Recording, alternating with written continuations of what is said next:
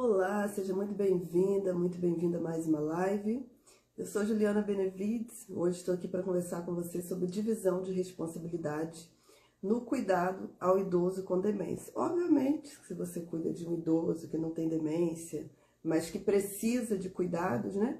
Essa live também vai te ajudar, embora eu vá citar algumas questões, algumas situações assim, que são bem específicas, né, do cuidado à pessoa com demência. Mas se você é cuidador, e até se você é profissional, se você é amigo de pessoas que têm idosos numa situação de dependência, que precisam de cuidados, participe dessa live, assista, você vai aprender como lidar, você vai aprender quais são os desafios, né? Eu penso que no contexto que nós estamos de envelhecimento populacional, uma população mais de 32 milhões, né, de pessoas idosas, sabemos que no caso específico do Brasil, sim, existe um número expressivo, uma porcentagem expressiva aí, dessas pessoas idosas que demandam algum tipo de cuidado, que demandam algum tipo de assistência, né? E a gente precisa pensar nesse contexto, pensar não só como ajudar essas pessoas idosas, mas também como ajudar os cuidadores, né? Que sempre fica aquela pergunta, quem cuida dos cuidadores, quem orienta os cuidadores? A gente sabe que muitas vezes a gente já tem um descaso com a pessoa idosa, né, gente? Ponto, já tem um descaso com o idoso. Mas, em relação ao cuidador, ainda tem um descaso maior, porque as pessoas acham que é simples, que é fácil cuidar de uma pessoa, né? Em especial de uma pessoa que tem demência. Não tem, as pessoas não têm, a população não tem noção dos desafios, do quanto que isso pode sobrecarregar um cuidador. Então, a minha ideia hoje é conversar com você sobre isso, né? Você que vai assistir esse vídeo, a gravação no YouTube, você já pode curtir, e aí, enfim, vai comentando, né? Diga de onde você é. Se depois você não gostar do vídeo, você descurte, mas já te peço já para curtir. Você que está me acompanhando no Instagram, está me acompanhando aqui no Facebook também, né? Já compartilhe no Instagram, é só clicar aí na setinha. No Facebook tem a opção aí de compartilhar. Então, quem estiver aí no Facebook pode clicar em compartilhar e convidar, né? Chamar outras pessoas para essa live. A gente sempre tem que tentar aí contribuir para a vida das pessoas, né? Sempre tem aquilo que receber de graças dê, né? Enfim, eu sempre trago um pouco dessa passagem bíblica porque eu acho que é importante, né? Fui beneficiada por algo, eu sei que você é beneficiada, vou também compartilhar isso com outras pessoas, né? Bom, para você que não me conhece, talvez esteja aqui pela primeira vez, eu sou professora de gerontologia, de saúde da pessoa idosa, tenho especializações nessa área, mestrado, doutorado também, sempre a minha discussão já há 13 anos está voltada para essa questão do campo da longevidade, da saúde da pessoa idosa, da gerontologia, com foco maior no Alzheimer, embora eu trabalhe todos os outros temas também, né? Até porque sou profissional também da assistência, sou profissional também da pesquisa. E eu fico muito preocupada, né? Muito incomodada, em especial com o contexto, com a sobrecarga dos cuidadores, né? Então, por isso que eu vou falar sobre esse assunto. Quero falar para você também que no meu canal do YouTube eu tenho mais de 550 vídeos, né? Então, todos voltados em algum ponto, alguma discussão relacionada ao idoso, ao cuidador, à longevidade, às demências, ou seja, tudo relacionado aí à pessoa idosa eu tenho lá no meu canal do YouTube, tá? Então, participem, acessem, coloquem lá Juliana Benevides e o tema, Juliana Benevides Parkinson, Juliana Benevides AVC, Juliana Benevides Alzheimer, Juliana Benevides Pele do Idoso, que vocês vão encontrar muita coisa, tá bom? Então aproveitem lá o meu canal do YouTube. E aí, já vou começar então a nossa live, quero pedir a você que está ao vivo no Face, no Instagram, você que vai assistir depois no YouTube, deixe o seu boa tarde ou o seu boa noite, não sei em que momento você vai assistir esse vídeo, né? Diga pra mim se você é cuidador, se você é profissional, se você é estudante, tá bom? Isso é sempre muito legal. Boa noite, Lu. Boa tarde, né? Boa tarde, Lu. Seja bem-vinda. Todos os demais que estiverem aí, deixo boa tarde de vocês. E vamos, então, conversar sobre a live de hoje, que inclusive foi uma sugestão da Lu, né? E aí eu coloquei em votação uma sugestão da Lu, outra, salvo engano, foi uma sugestão da Célia. A que ganhou em primeiro lugar foi a sugestão da Lu, né? Que foi falar sobre essa questão da divisão de responsabilidade no cuidado ao idoso com demência. Então, sobre isso que a gente vai falar, tá bom? Depois a gente vai falar em outro momento sobre o tema que a Célia pediu também, que, salvo engano, é sobre como lidar com os familiares que não conseguem aceitar o diagnóstico de demência na família. Eu penso que esse também é um tema muito importante e a gente vai falar, talvez, na próxima semana sobre esse tema, tá bom? Então vamos lá, gente. Primeira coisa que quem não cuida de uma pessoa com demência precisa saber, que o processo demencial, ele vai modificando essa pessoa que tem uma demência, tanto do ponto de vista cognitivo quanto físico, né? Então essa pessoa pode ter lá as mudanças de personalidade, ela vai ter as perdas cognitivas, perda de memória, de atenção, então pode se tornar uma pessoa repetitiva, né? Esquece das coisas, fica desorientado, não sabe como fazer, não sabe como escovar o dente, não sabe como tomar um banho. À medida que uma demência vai avançando, essa pessoa vai perdendo todas as capacidades que ela foi aprendendo ali na infância, adolescência, aprendendo a comer, a beber, a mudar de roupa, a se relacionar com as pessoas, né? A ter um senso aí social. Ela perde tudo isso. Então, ela acaba, do ponto de vista cognitivo, também dependendo do cuidador. Então, a partir do momento que uma pessoa tem demência, o cuidador ou os cuidadores é quem vai ser responsável pelas decisões relacionadas à vida dessa pessoa, né? Mas não só isso, o cuidador, à medida que a demência vai avançando, ele vai tendo que não só decidir por essa pessoa, orientar essa pessoa, mas fazer tudo por ela, né? Dar banho, oferecer comida, trocar fralda. Então, assim, acaba sendo muito difícil para o cuidador, em especial quando ele tem que fazer tudo isso, e ele ainda tem que cuidar da casa, ele ainda tem que cuidar dos filhos, ele tem o esposo ou a esposa, ele não tem uma divisão de responsabilidade na família. Isso é tão complicado que a maioria dos cuidadores hoje enfrentam um processo de adoecimento, seja um estresse, seja ansiedade, seja um processo depressivo. Então é muito comum quando nós lidamos, né, com cuidadores de pessoas com demência, seja lá qual demência for, a gente verificar esse adoecimento do cuidador. E uma despreocupação, um descaso, às vezes dos próprios outros familiares, ou em termos de políticas públicas, né, porque a gente joga toda a responsabilidade na família e muitas vezes sem entender aquele contexto, se aquela família tem condições físicas, né, mentais, emocionais para cuidar dessa pessoa que tem demência. Então, assim, é muito complicado. Além do que, tem a própria questão da pessoa que tem demência, que muitas vezes ali naquele início, né, tem dificuldade para abrir mão das responsabilidades, abrir mão da independência que ela tinha, pode ficar uma pessoa mais triste, mais depressiva, né, pode resistir aos cuidados que esse cuidador vai oferecer. Então, ele tem que fazer todo um jogo de cintura, né, para poder essa pessoa ajudar a colaboração aí desse cuidador. Então, de fato, não é muito fácil, né? E aí surgem todos os conflitos familiares, que a gente também tem algumas lives que eu já falei sobre isso. Mas surge todo o conflito, né? Quem vai cuidar, quem vai ficar, né? Quem vai fazer o quê? Só que o problema é o seguinte, que muitas vezes não se tem essa discussão. E eu vou trazer alguns pontos aqui, na verdade, para a gente pensar sobre isso, para reflexão. Eu quero trazer uma reflexão para vocês, né?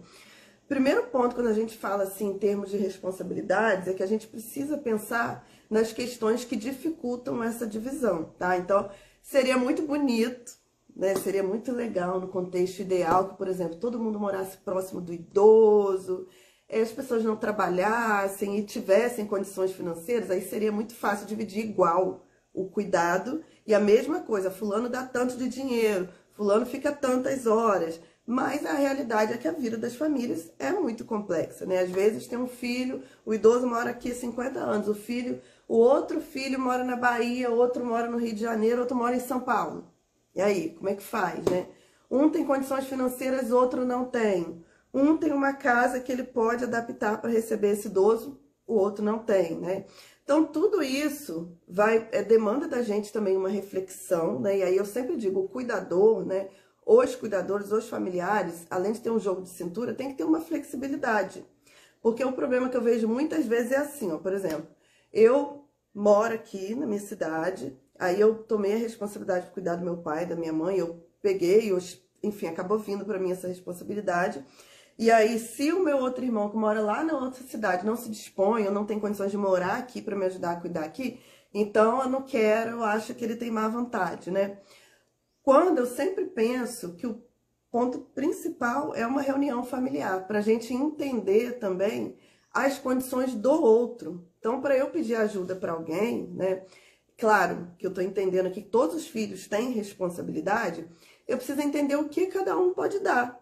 Então, de repente, você mora mais próximo, você pode ser responsável pelos cuidados do dia a dia, da organização da rotina, mas você pode conversar com esse irmão que mora mais longe, chegar num consenso com ele do ponto de vista financeiro. Olha, tudo bem, eu me responsabilizo aqui, mas eu preciso, né, que do ponto de vista financeiro, eu preciso saber o que você pode contribuir para que eu possa pagar um cuidador algumas vezes na semana, para eu ter uma folga, porque eu preciso de lazer, eu preciso cuidar da minha saúde, eu preciso ter tempo para os meus filhos, para o meu esposo.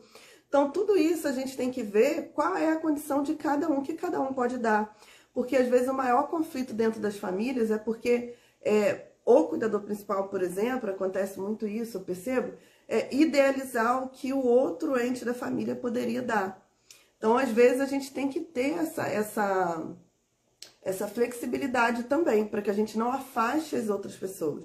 Obviamente que tem familiares que não querem cuidar, que se afastam porque se afastam mesmo, não tem senso de responsabilidade, de amor, de carinho, de solidariedade, de ancestralidade, e não querem cuidar. Às vezes a gente vai ter que acionar a justiça. Mas às vezes não é necessário. Às vezes o ponto principal é sentar numa reunião, entender o que cada um pode dar, seja financeiramente, seja em termos de tempo, seja em termos, por exemplo, de organização. Olha, eu não tenho dinheiro, eu não posso cuidar, mas eu posso lavar a roupa, eu posso fazer a faxina, eu posso fazer a compra. Então, tudo isso a gente tem que sentar e pensar, o que eu preciso para cuidar dessa pessoa? Eu preciso do dinheiro, eu preciso de pessoas que fiquem, né, 24 horas ali vigiando, eu preciso também fazer as compras, marcar o médico. Então, eu vou anotar tudo isso, escrever, e eu vou sentar com os meus familiares para ver o que cada um pode dar. Às vezes, mesmo que um dê um pouquinho do tempo, outro dê um pouquinho do dinheiro, isso já vai ajudar muito. Então, a gente também não pode fechar as portas, né, para o que as outras pessoas têm condições de colaborar. Até porque, às vezes, a gente vai perceber, por exemplo, tem um filho que tem um problema de saúde, seja um problema de saúde físico, seja um problema de saúde mental, seja, por exemplo, do ponto de vista da saúde mental, tem muitas pessoas que negam um diagnóstico de demência. Não, meu pai e minha mãe não têm. E uma forma de negar também é eu me afastar. E aí, para aquele que está sendo ali o cuidador principal, mas meu irmão não quer cuidar, não quer ajudar, não quer não sei o quê. Quando, na verdade, às vezes ele também está precisando de um auxílio psicológico, porque ele não está sabendo lidar com esse diagnóstico e acaba se afastando para não ter que enfrentar uma realidade que é essa perda progressiva desse pai, dessa mãe, que vai, enfim, perdendo, mudando em termos de responsabilidade, de personalidade, de tantas outras coisas, né? Também acho muito interessante a gente se colocar no lugar do outro, tá? Às vezes eu percebo essa dificuldade, em especial de quem não está na rotina de cuidado do dia a dia. Então, eu vou lá, eventualmente, visito a minha mãe, visito meu pai, uma vez no mês, uma vez na semana, fico ali 1, 2 horas. Então, eu acho que eu posso dar opinião, eu acho que eu sei o quanto quem cuida ali no dia a dia está cansado, não está, e não sabe. Porque se você for parar 24 horas para cuidar de uma pessoa com demência, você vai ver qual que é a realidade. Você vai ver o quanto que é difícil, o quanto que é desafiante ter que o tempo inteiro, né, tá ali disponível para cuidar. O tempo inteiro ter que, pelo menos aparentemente, né, tentar expressar que está tranquilo, que está bem, quando às vezes você está cansada, está angustiada, está triste, né, está estressada, está com raiva, você tem que fingir que está bem, para que aquela pessoa que está com demência fique bem também. Então, assim, falta muita empatia dos familiares, empatia dos profissionais também, para se colocarem no lugar do outro. Sempre falo isso. Eu atendo muito em emergência, por exemplo, familiares que cuidam há muitos anos, então já estão estressados, já estão cansados, às vezes acabam gritando com o idoso. Eu já vi até situação de violência física, não que aquela pessoa quisesse violentar fisicamente o pai e a mãe, mas acabou fazendo, porque está tão estressado, tão cansado, não tem ninguém para ajudar, fica 24 horas, não tem apoio de políticas públicas, de irmão, de vizinho, de ninguém, que acaba ficando uma pessoa violenta. E aí depois vem aquela sensação de culpa que ainda vai prejudicar o processo de luto. Então a gente tem que ter empatia e se colocar no lugar dessas pessoas, né? E para se colocar no lugar dos familiares de pessoas que têm demência, nada melhor do que a gente ajudar a cuidar.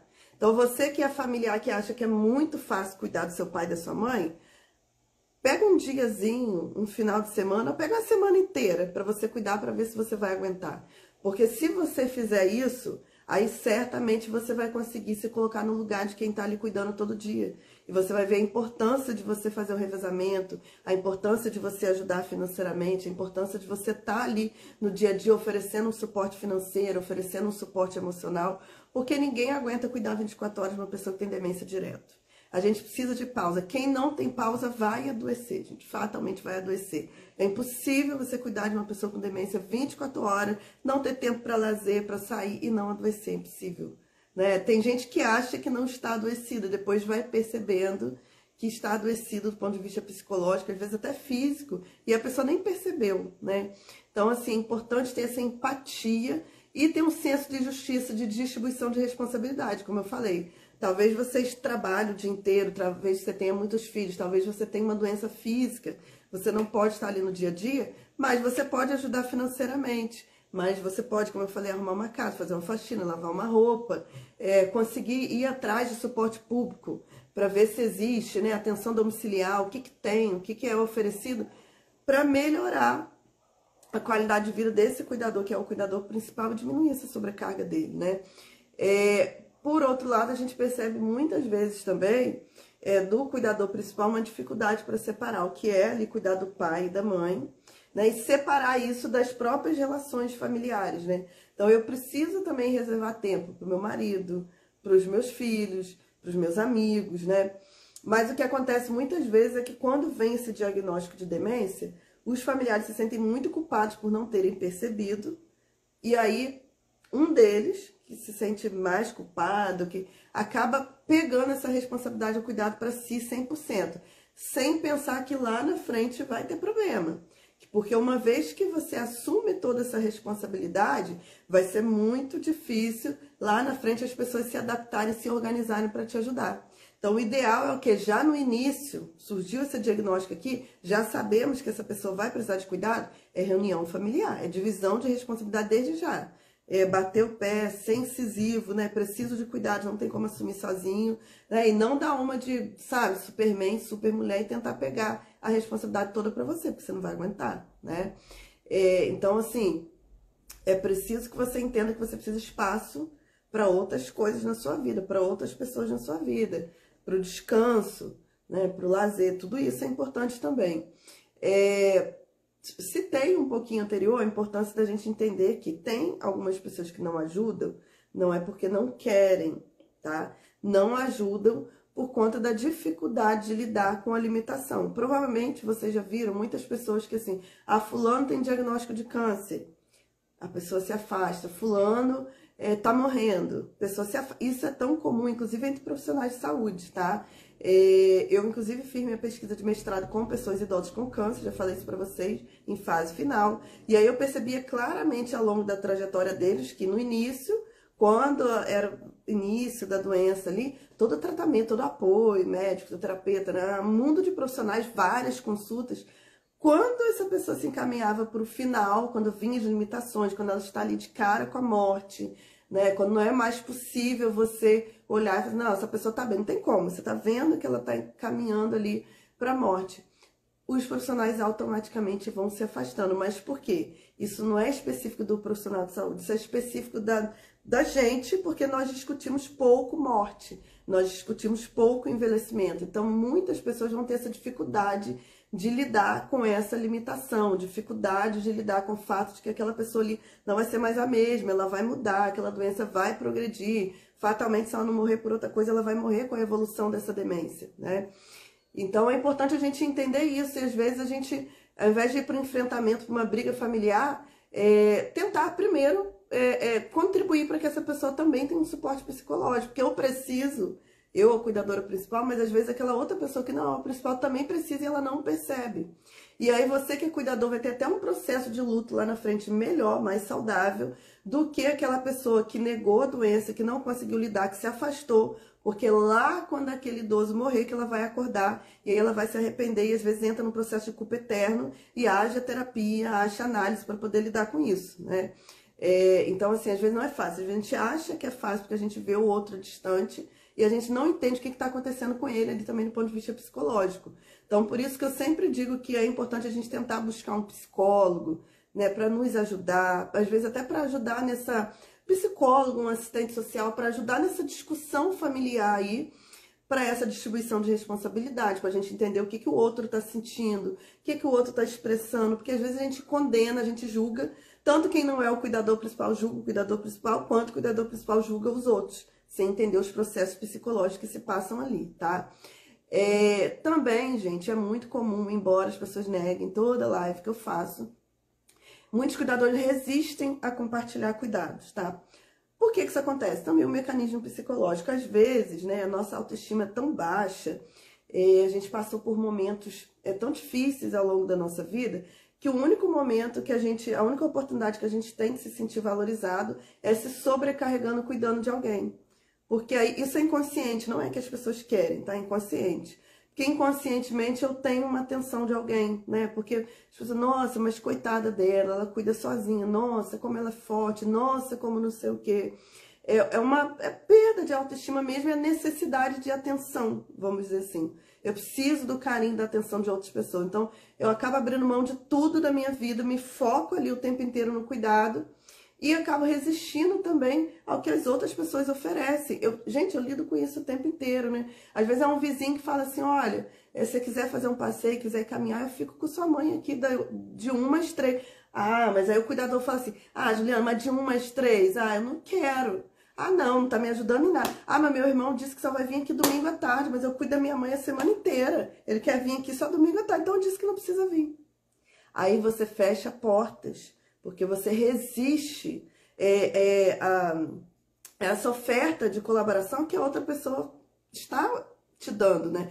E às vezes aquele pouquinho que ela vai fazer ali, ela vai percebendo as dificuldades, ela vai vendo o quanto que é difícil e ela vai se abrir para te ajudar mais, né? Porque ela vai vendo que, pô, se eu fiquei aqui 1 hora, 2 horas, foi dificílimo para mim, nossa, quanto que é difícil para ela que fica aqui o tempo inteiro. Então, assim, aceite o mínimo que for de cuidado que alguém ofereça, né, de tempo ou financeiramente, aceite, porque isso vai te ajudar. Nós não podemos ser orgulhosos, né?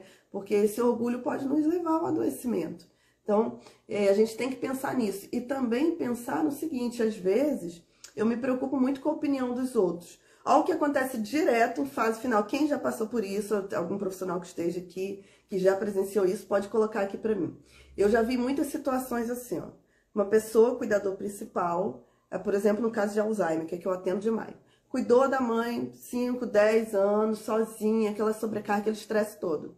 Não houve distribuição de cuidado, às vezes também não buscou, assumiu sozinha, tem vários motivos, como eu falei, beleza. Chegou na fase final, ela, obviamente, ela não tá aguentando mais, fisicamente, psicologicamente. E aí, às vezes, é nesse momento que as outras pessoas da família vão acordar e vão ver, nossa, realmente minha mãe e meu pai tá morrendo. Elas acordam. E aí, quando elas acordam, que elas vêm, aí vira esse cuidador que cuidou a vida inteira, tá cansado, sobrecarregado, fala assim, não, mas agora que minha mãe tá morrendo, eu não vou sair de perto, eu vou cuidar, eu quero ficar até o fim, até o último respiro, bababá, bababá. E vai adoecendo, adoecendo, adoecendo por orgulho, não deixa que esses outros familiares venham e façam parte desse momento. É ruim para quem, né? Para esse próprio cuidador e para o idoso, tá? Porque às vezes a mesma coisa que acontece de alienação parental com crianças, acontece essa alienação também com cuidadores de pessoas com demência, tá, gente? Ninguém fala isso aqui, ninguém tem coragem de falar. Eu falo porque eu trabalho com isso há 13 anos e às vezes eu tenho que puxar muito a orelha dos cuidadores por isso. Porque aí, se vocês entrarem nos grupos de cuidadores do Facebook, vocês vão ver isso. Ah, minha irmã não cuidou, agora minha irmã tá vindo, agora fulano tá vindo, agora já tá vindo. Não, não quero, porque eu que cuidei, porque não sei o que, bababá. Quem vai sofrer e se sobrecarregar cada vez mais é você. Então, assim, abra o seu coração e abra espaço para essas pessoas que estão chegando. Ainda que você esteja chateado, ainda que você esteja triste, ainda que você esteja magoado, ainda que você não consiga compreender por que essas pessoas sumiram a vida inteira e só chegaram agora, deixe elas virem, né? Deixem que elas tenham esse momento de retorno ali para o lar, de reconciliação com essa pessoa idosa, que está ali já na fase final, e se abra também, talvez, para uma reconciliação, né? Porque quem perde cada vez mais, quem adoece cada vez mais, com a dificuldade de perdoar, com a dificuldade de distribuir responsabilidade, vai ser você que é cuidador. Então, assim, não faça isso porque o arrependimento depois também vem a cavalo, porque eu também acompanho isso há muitos anos, né? Ah, não deixei porque a família só queria vir no final. Aí o idoso morre, Aí essa pessoa parte para terapia, análise infinita. Ah, porque aí eu fico pensando, pô, se eu tivesse deixado a minha irmã, né, ficar ali os dias finais com a minha mãe, talvez a minha mãe tivesse ficado mais confortável, talvez tivesse sido melhor para minha mãe, eu fui egoísta, só que aí já foi, né? Já foi, já passou. Não tem o que fazer, claro, você vai lidar com isso, vai entender que foi... no caso, quem já passou por isso e não tá me ouvindo, né? Vocês têm a oportunidade de me ouvir hoje. Claro que ela vai ser cuidada, vai ter auxílio psicológico, para ela entender que naquele momento ela não teve orientação, ela ajuda dessa forma. Agora, você que está me assistindo não tem como né, ter uma desculpa. Né? Você já está entendendo a importância de sim se abrir para essa questão. Né? E fechando, que eu vou ler alguns comentários de vocês aqui, eu também percebo assim, até citei já, né, essa coisa de que quem não está no cotidiano de cuidado não entende. Qual é a importância, não entende quando é estressante, quando é complicado. Então, se você não é cuidador principal, sai daí, quietinha, e experimente passar um dia, 2 dias, uma semana cuidando, para você ver como que é, porque isso vai te abrir mais para empatia, você vai perceber o que é ser cuidador, né? E sempre, gente, muito diálogo, muita conversa, muito compartilhamento de informações sobre a doença. Inclusive você que é cuidador principal, que está aqui, que faz cursos, que assiste lives, que entende mais, né? Parta sempre do princípio que talvez o seu familiar não contribua tanto porque ele não entende. Então sempre compartilhe um vídeo, um livro, uma informação, porque essa pessoa vai ler e ela não vai ver da sua boca, ela vai ver da boca de uma outra pessoa que quer uma demência, que são as dificuldades de cuidar de uma pessoa com demência. E aí ela vai se abrir também para cuidar. Eu vejo muito isso. Às vezes a falta de informação é o que realmente dificulta, né, essa divisão ali de responsabilidade entre os familiares, né? Então, fechando isso, entenda, né? Conheça cada vez mais a doença, compartilhe cada vez mais informações, né, para os seus familiares. Incentive a participação dos seus familiares nos grupos de apoio, porque às vezes também vai ser nos grupos de apoio que essa pessoa vai perceber o quanto que ela poderia estar ali te ajudando. Então é importante isso também. E reconheça as suas limitações, né, gente? Porque não adianta às vezes vir aqui na live falar para mim e no grupo do Facebook falar para outras pessoas se você não fala para os seus próprios familiares.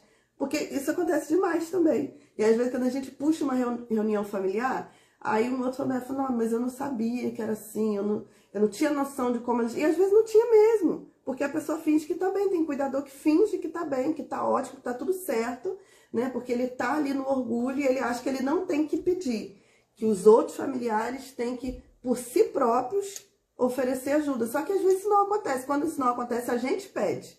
A gente expõe a nossa limitação. Olha, não aguento, não dá, preciso de tempo e preciso de ajuda. Né? Como que vai ser? É financeiramente? É o tempo? Como que você vai me ajudar? Então, isso tem que estar muito claro, né? Reconhecer os nossos limites e pedir ajuda para as outras pessoas também, tá bom? Bom, o que eu tinha para falar para vocês é isso. Eu vou ler os comentários de vocês agora, tá? Deixa eu dar uma olhadinha aqui. No Facebook eu tenho um problema. É incrível como as mensagens para mim, muitas vezes só aparecem depois que já terminou a live. Não sei por que isso, mas... Enfim, eu acabo não conseguindo ver os comentários do Facebook. Mas se alguém que tá aqui, ó, quiser tentar, coloquem uma mensagem aí pra mim, tá bom? Eu tô vendo que tem pessoas no Facebook que eu vou responder vocês aqui. Deixa eu ver aqui, a Mônica colocou aqui, quanto mais generosos formos, melhor para todos. Exatamente, né? A gente tem que... nós temos que ser solidários, nós temos que abrir o nosso coração ao longo de um processo de cuidado. A gente não pode... nós não podemos nos tornar endurecidos, nós não podemos nos tornar pessoas... como que eu posso dizer? Amarguradas, né? Com raiva, porque isso só faz mal pra gente, né? Isso não vai fazer mal pro outro, vai fazer mal para mim. Estou guardando esse sentimento. Então, a gente tem que sempre abrir aí o nosso coração, né? Inclusive para perdoar. A Célia colocou aqui, eu tinha medo de deixar a pessoa que cuida com outra cuidadora que a maltratasse. Isso acontece demais, tá? Deixa eu só acender a luz aqui, gente, que tá ficando escuro. Calma aí.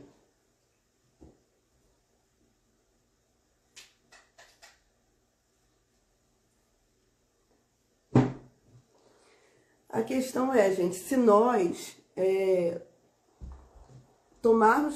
partirmos do princípio que só nós sabemos cuidar bem e que as outras pessoas vão violentar ou não vão fazer da forma que nós fazemos, a gente vai ficar 24 horas cuidando. Em especial de demência eu vejo muito isso, porque realmente o cuidador principal em geral, por exemplo, é quem estuda mais, é quem busca mais informações, e às vezes quem vai vir cuidar de uma primeira vez não vai saber, vai ter que aprender ainda a ter esse jogo de cintura, né?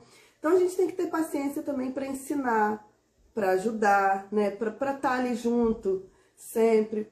E no caso da violência é vigiar, né? A gente precisa vigiar, a gente precisa observar a pele do idoso, a gente precisa vigiar o comportamento do idoso. Se esse idoso passar por algum tipo de violência, ele vai reagir de alguma forma.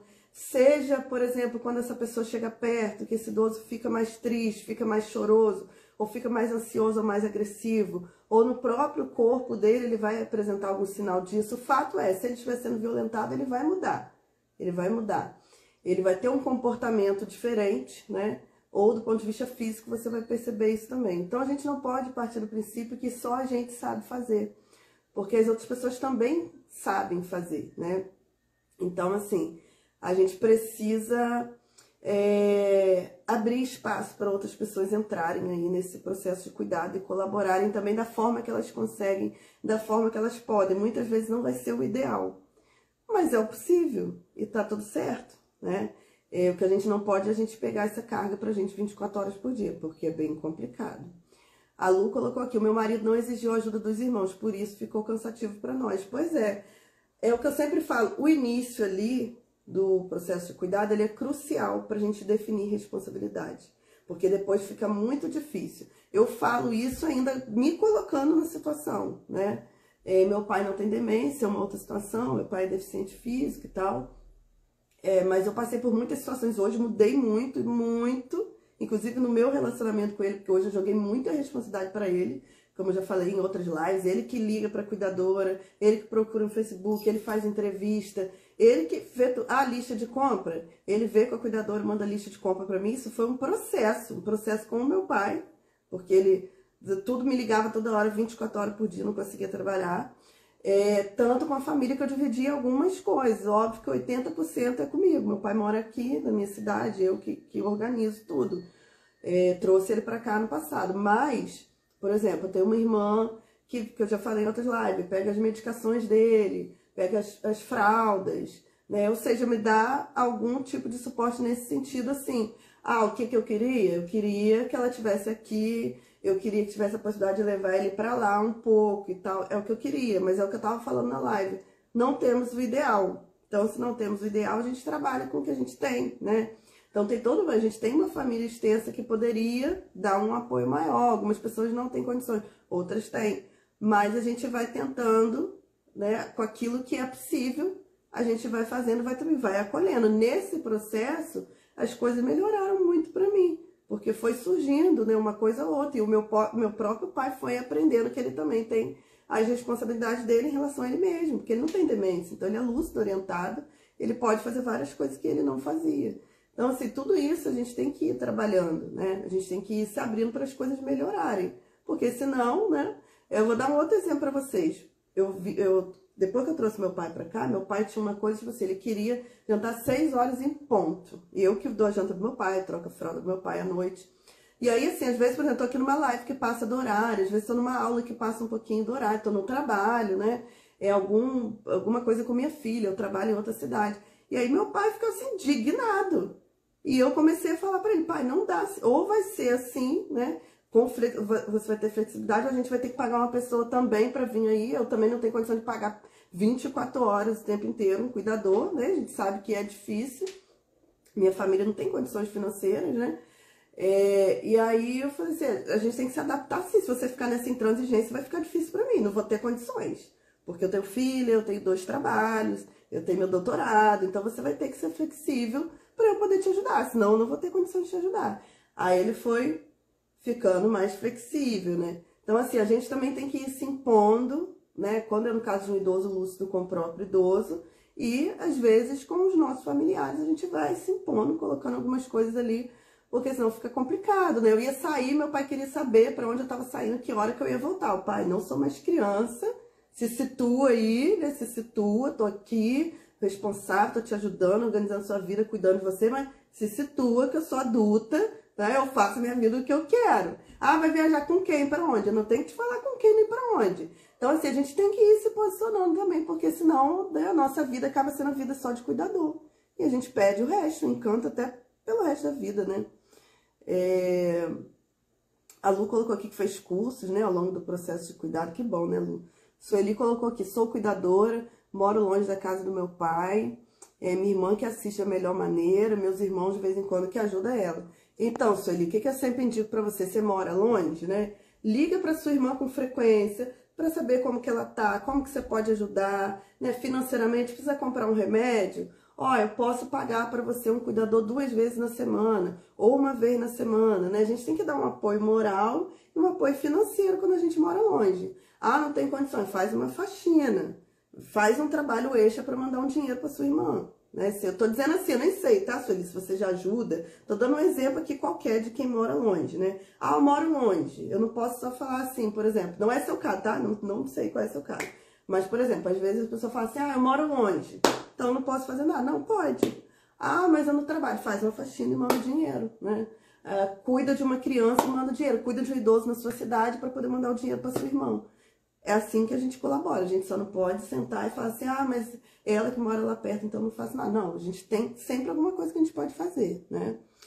A Lu colocou aqui, meu marido não sabia que iria durar anos, isso acontece muito, né? Com Alzheimer acontece muito, porque as pessoas não têm conhecimento sobre Alzheimer, aí ou às vezes pensam que vai ser uma doença muito rápida, né? Ou às vezes tem aquela ilusão que vai cuidar muito bem, o idoso não vai ficar acamado, não vai ter as perdas cognitivas. E aí, depois dos anos, que vai vendo, né? As perdas, as dificuldades, os desafios, e aí o resto da família já abandonou, né? A Sueli colocou, então, fico dando algumas dicas de como assistir, legal. Como tem alguns problemas pessoais, não posso largar para cuidar do meu pai. Entendo. Porque assim, gente, não é, por exemplo, ah, meu pai, minha mãe teve uma doença, agora eu vou mudar de cidade para ir para lá. Não tem como, às vezes a pessoa tem a família, ela tem o próprio trabalho dela, ela tem uma vida estabelecida, ela tem filhos. Então não é assim, né? Não é dessa forma. Eu posso me manter onde eu tô morando. Agora eu vou pensar lá financeiramente como eu posso ajudar. Eu vou aprender como a Sueli que aprende e dar as dicas lá para a irmã, né? Ou seja, eu tenho que ver alguma forma de estar, olha, 1 vez no mês eu vou aí, vou passar um final de semana, né? Tentar ajudar de alguma forma essa pessoa, ainda que à distância, para que essa pessoa não fique sozinha, não se sinta sozinha, porque é muito difícil, né? Tá no dia a dia. Uma coisa a gente está conversando, a gente está orientando, outra coisa a gente está lá realmente. Então, assim, oferecer esse suporte, ainda que à distância, é muito importante. A gente precisa orientar os familiares em relação a isso, né? Deixa eu ver se tem mais algum comentário aqui. Deixa eu ver se no Facebook surgiu algum comentário. Cadê? O Facebook tá muito doido aqui. O Facebook tá muito doido, porque eu não tô vendo comentário nenhum, gente. Só tô vendo que tem gente assistindo a live. Deixa eu ver.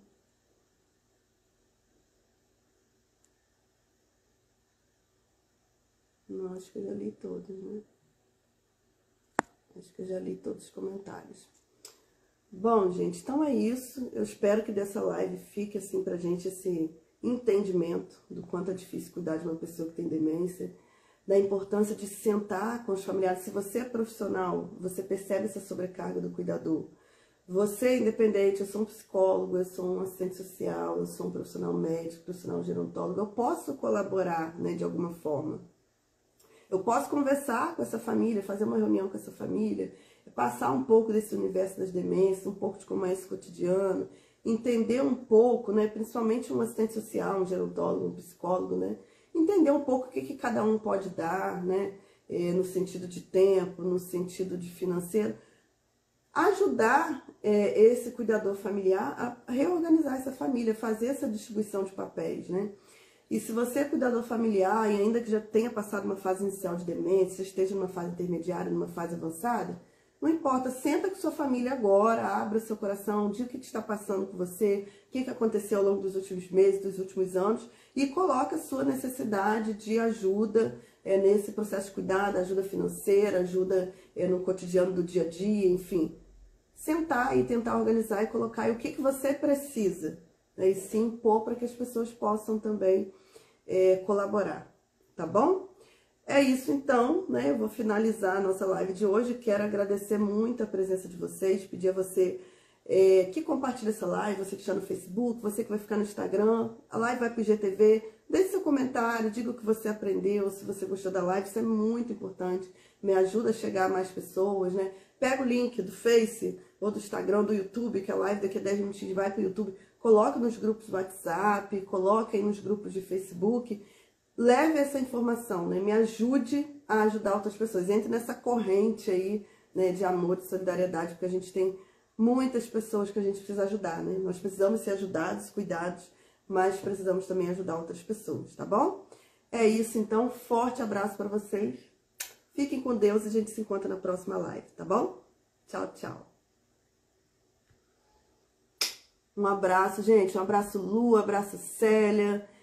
Abraço a todos que estiveram aqui comigo. Carla, teve uma galera aqui, Sueli, nessa live hoje. Gente, gratidão pelo carinho, né, pelo amor de vocês. Sempre mandem sugestões de live, isso é muito importante. E pelo menos uma vez na semana eu estarei aqui trazendo um conteúdo que seja interessante para vocês e principalmente que surja de vocês essas sugestões, tá bom? E não esqueçam de se inscrever lá no canal do YouTube, ativar o sininho, deixar sempre os comentários, compartilhar os vídeos, que isso é muito importante para a nossa missão aí, tá certo? Forte abraço, gente. Tchau, tchau.